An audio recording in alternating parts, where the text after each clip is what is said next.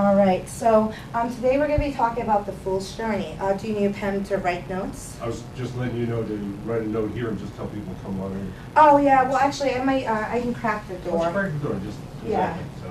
That'll be fine, that way people can know they can walk in if they want. Excellent. Okay, so today we're going to talk about the Fool's Journey. So the Major Arcana of the Tarot represents the human archetypes that we all go through. And so with that, if you know Carl Jung at all, he actually popularized the theory of the human development within the tarot. Come on in. We're just about to start, so come on in. Yes. Take a seat, ladies. Thank you guys for coming. There goes my privacy. He was pretty excited. I was trying to tell you guys were 1 minute late. We're only a minute late because we're trying to figure out which door. Oh, yeah. Which door is she hiding Two of them behind? came with us. Not a problem. Yeah, I cracked it so you guys would know you could come in. So you guys are actually just on time as we just started. So I was actually talking about how the Fool's Journey is basically the human characteristics and the human experiences that we all go through, characterized through the Major Arcana of the Tarot.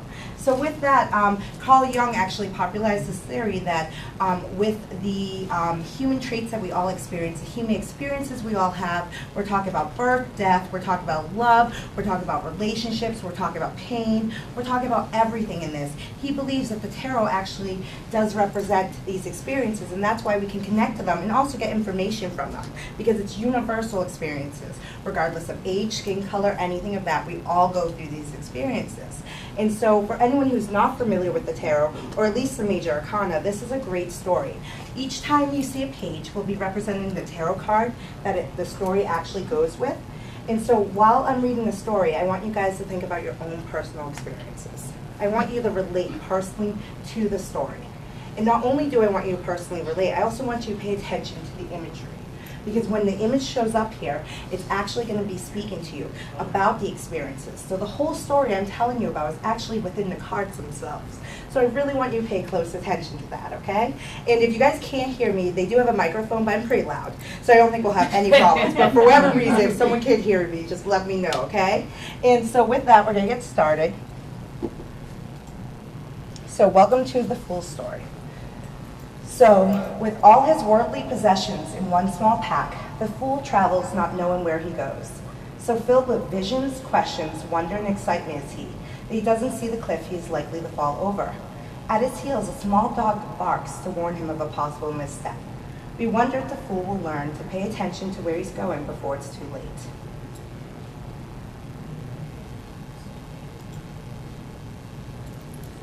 The Magician. Traveling on his way, the fool first encounters a magician, skillful, self-confident, a powerful magnet with an infinite halo floating above his head. The fool, mesmerized, hands over his bundle, pack, and stick to the magician. Raises his wand to heaven, pointing his finger to earth. The magician calls on all powers. Magically, the cloth of the pack unfolds on the table, revealing its contents. To the fool's eyes, it's as if the magician had created the future with a word. All the directions he can take are laid out before him. With these tools, the fool can create anything or make anything of his life. The cool, airy sword of intellect and communication, the fiery wand of passions and ambition, the overflowing chalice of love and emotions, and the solid pentacle of work, possessions, and body. We can only wonder if the magician created the tools, if they were already in the pack.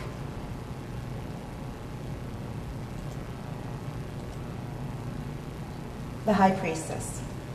Continuing his journey, the fool comes upon a beautiful and mysterious veiled lady enthroned between two pillars and illuminated by the moon. She's the opposite of the magician. Still while he was in motion, sitting where he stood. Sensing that she is the great seer, the fool lays out his sword, chalice, staff, and pentacle before her. The magician showed me these, but there are so many things I could do with them, I can't decide. The High Priestess doesn't speak. Instead, the words come to him, not from outside, but from within. What do your instincts tell you? The fool reflects on that and understands what he should do. Decision made, he rises to leave, thanking her. She replies, we'll meet again when you're ready to travel the most secret path of all. The Empress. Knowing what he will create with his tool, the fool strides forward, impatient to make his future a reality. This is when he comes upon the Empress. Her hair is gold as wheat, wearing a crown of stars. She rests her back on her throne, surrounded by abundant, lush garden. Kneeling, the fool tells his story to her. Smiling a motherly smile, she gently gives him this advice. Like a newly planted grain or a newborn babe, a new life, a new relationship, a new creation is fragile. It requires patience and nurturing. It needs love and attention. Only this will bring it to fruition. Understanding at last that his creations will take time to develop, the fool thanks the Empress. As he continues on his way, he wonders if she may be pregnant. The Emperor. The fool was given choices by the magician and decided on one with the help of the high priestess. He learned to develop it thanks to the Empress. Now he must find a way to manage it. He approaches a great emperor seated on a stone throne. The fool is amazed by the way the emperor is instantly obeyed and how well his empire is run. Respectfully, he asks the emperor, how does he do this? The emperor answers, strong will and a solid foundation of laws and order. It is all very well to be imaginative, creative, instinctual, patient, but to control, one must be alert, brave, and aggressive. Ready now to lead and direct, rather than to be led, the fool heads out with a new purpose.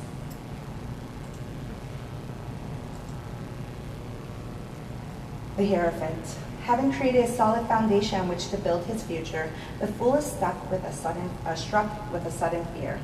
In a panic, he heads into a temple where he finds the Hierophant. A wise and holy man, the fool tells the Hierophant his fears and asks for guidance. The Hierophant says, either give up what you fear to lose so it no longer holds any power over you, or consider what you will still have if your fear comes to pass. If you did lose all you built, you would still keep the experience, the knowledge that you gained up to this point. Also, if your community has traditions that you all share, then you will never lose that, even if circumstances force you apart. You can even pass such traditions on to your children, their children, and connecting them with past generations. The fool feels his heart ease and takes a moment to thank the good Hierophant most profoundly. Step out of the sanctuary, he's on his way to meet his friends.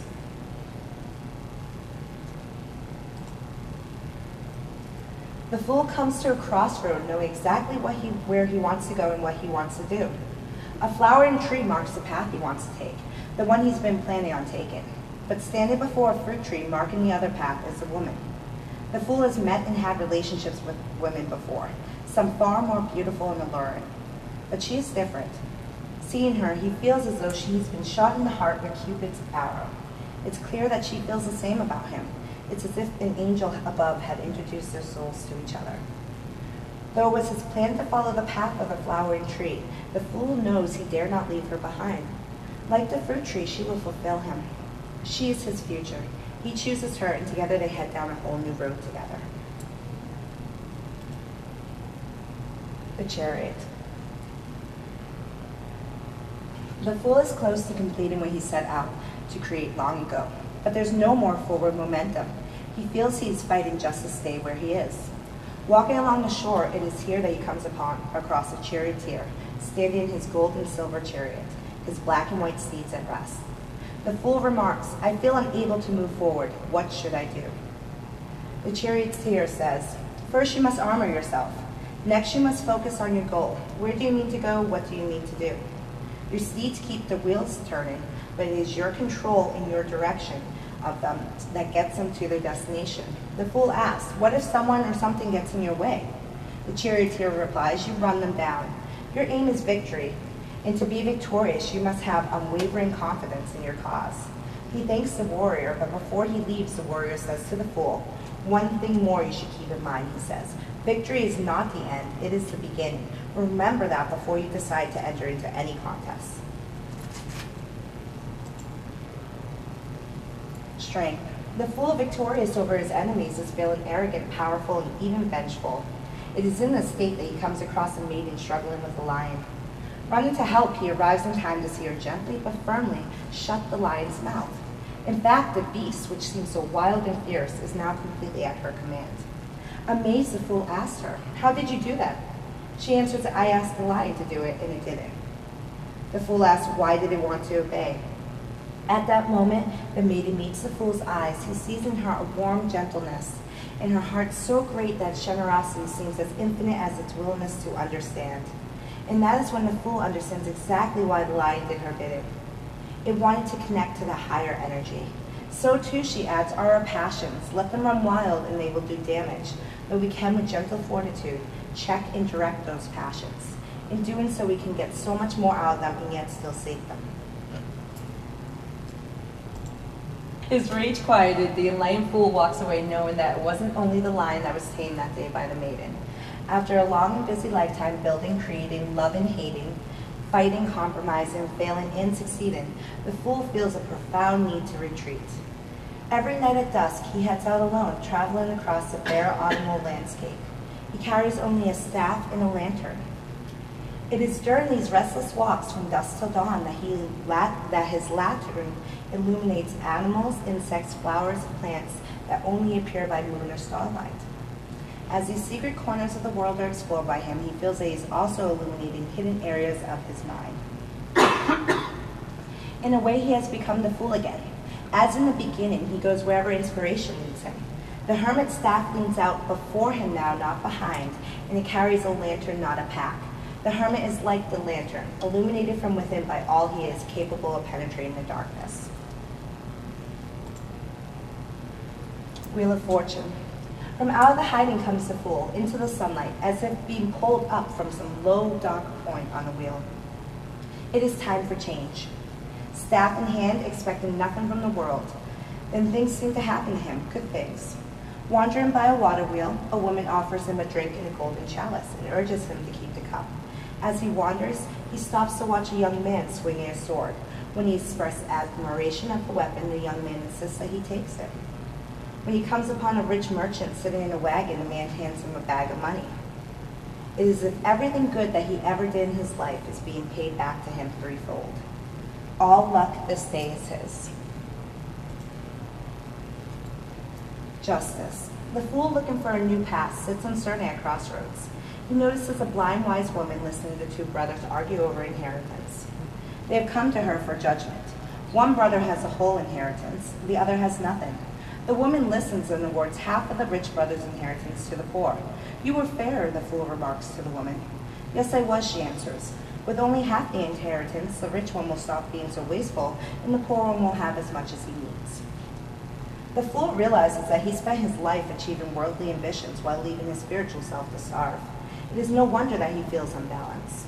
Thanking the woman, he heads out to restore equilibrium to his inner scales. The Hanged Man.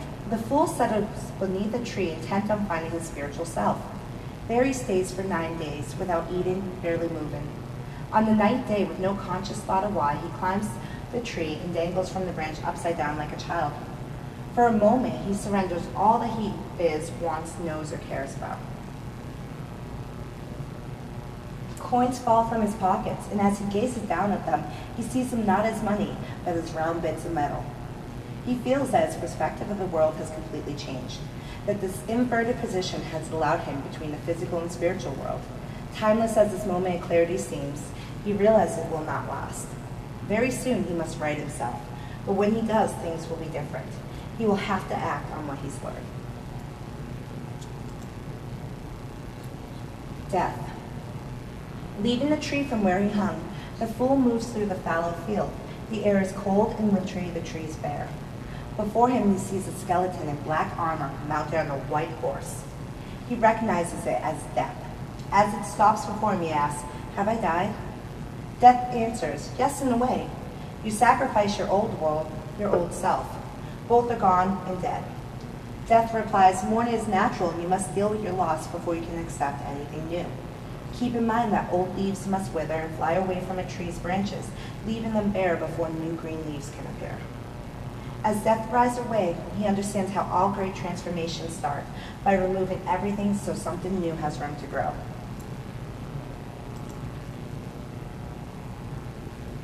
Temperance.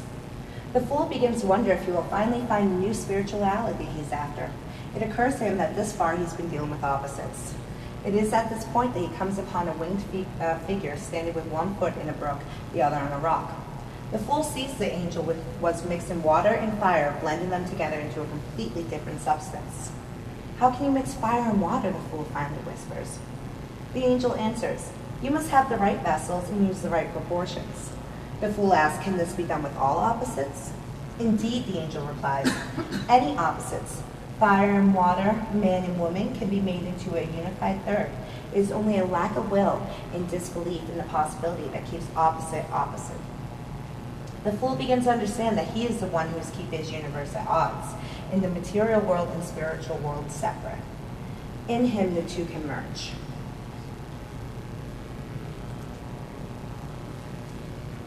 The devil. The fool comes to the foot of a mountain where a creature half goat, half god reigns. At its hooves, naked people engage in every indulgence imaginable: sex, drugs, food, drink. The closer the fool gets, the more he feels his own desires rising up in him. I have given up all such desires, he yells at the devil. He is sure this is a test of the new spirituality where he must prove that the temptations of the material world cannot sway him. The devil responds, all I can do is bring out what is already in you. Such feelings are nothing to fear, nothing to be ashamed of, or even to avoid. They are even useful to helping you in your quest for spirituality, though many may try to say otherwise. The fool says, you say that even though these people are clearly enslaved to the material world. The devil replies, take another look. The fool looks and realizes that the chain collars are wide enough for them to easily slip off over their heads. They can be free if they wish to be. The devil says as he gestures upward toward the peak of the mountain. Others who have used these same impulses to climb to the highest heights. If they had denied their desires, they never would have gotten there. On hearing this, the fool sees that he is mistaken the devil. This is not a creature of evil as he thought, but of great power, of the lowest and the highest, both of beast and God. It is the key to freedom and transcendence. As the fool leaves the devil, he comes upon a tower. The fool helped build this tower back when the most important thing to him was making his mark on the world. Inside the tower at the top, arrogant men live, convinced of their rightness. Seeing the tower again was like seeing himself back in a time when he thought he was superior, when in fact he was no such thing. To his astonishment, a bolt of lightning strikes the tower, sending its residents leaping out. In a moment it's over. The tower is rubble, only rocks remaining. Shaken to the core, the fool experiences profound fear and disbelief. Here and now, he has done what was hardest. He destroyed the lies of his life. What's left are the foundations of truth. On this, he can rebuild himself. Where the tower once stood, the fool sits on cold stones and gazes up at the night sky, wishing for some kind of guidance. This is when he notices a beautiful girl with 2 water urns kneeling by a pool of water illuminated with reflected starlight. She empties the urns, one into the pool and one into the thirsty ground. What are you doing? He asks her. She looks up at him. I am refilling this pool so that those who are thirsty may drink. And I am also watering the earth so that more fruit trees will grow to feed those who are hungry. Come, sate your hunger and quench your thirst. The fool eats some fruit from the tree, then kneels by her and drinks from the pool. Both help to heal his wounded heart. Looking up at the stars, the girl says, if you keep one in sight, it can guide you to your destination no matter how far away it is. Follow your star and have hope. For the first time, he has a guiding light to show him the way. Distant as it is, it restores his faith. The moon. Following the star, the fool travels through the night. The full moon rises, illuminating him a watery path. He passes under the moon beneath 2 ancient pillars. When he was in the presence of the high priestess, he saw hints of this dark land through the sheer veil draped behind her throne. As he hung from the tree, he felt himself between the physical world and this one. Here are the mysteries he sought, the darkest mysteries, the one that have to do with the most primal and ancient powers. The path the fool was walking is now a river, and he stands hip-deep in water. The fool realizes he only has 2 choices. He can lose himself in the illusion, or he can get into the boat and he can trust himself to the river and the moon. The powers of the unconscious will at least take him somewhere. As the waters sweep him away, moonlight shows his path, and he feels the high priestess' approving eyes. The sun. The fool wakes at dawn to find that the river has dispositioned him into a serene pool. A child laughter attracts his attention. He sees a little boy on a small white pony. Come see, the child proceeds to take, small white pony into the garden. Come, says the little boy, leaving off the pony. Come see. The child proceeds to take the fool's hand and ask questions of the fool. Simple but profound ones, like why is the sky blue? At one point, the fool stops, blinking up at the sun, so large and golden overhead, he finds himself smiling, wider and brighter than he has in a very long time. This is the first time he has simply and purely been happy. His mind feels illuminated, his soul light, and it's all thanks to this child, with simple questions, games, and songs. Who are you, the fool asks the child at last. The child smiles at this and says, I'm the new you. And as the words fill the fool with warmth and energy, he comes to realize that this garden, the sun above, the child, all exists within him. He's just met his own inner light.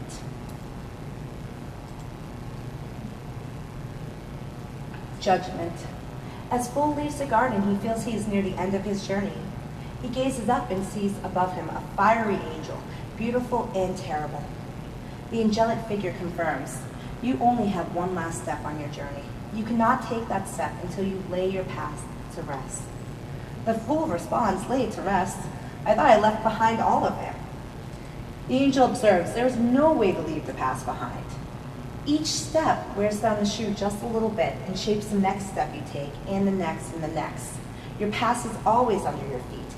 You cannot hide from it, run from it, or rid yourself of it. You can face it and come to terms with it. Are you willing to do that? The angel hands the fool a small trumpet. The fool knows that there are memories he has a hard time with, looking back on as they make him feel guilty, ashamed, or even angry. He blows the trumpet. The earth cracks open under the fool's feet, and spirits of his past selves rise up. They were him once upon a time, but not now. Even as he realizes this, he finds himself forgiving those past selves, and in turn they forgive him for ignoring the lessons they had to teach him. As he reaches an understanding with them, they start to rise up and float away, vanishing into the sky. He is free of ill feelings, reborn, and living in the present. The world. The fool turns to take that final step on his final path, and finds that he's right back where he started, at the edge of the same cliff he almost stepped over when he was young and foolish.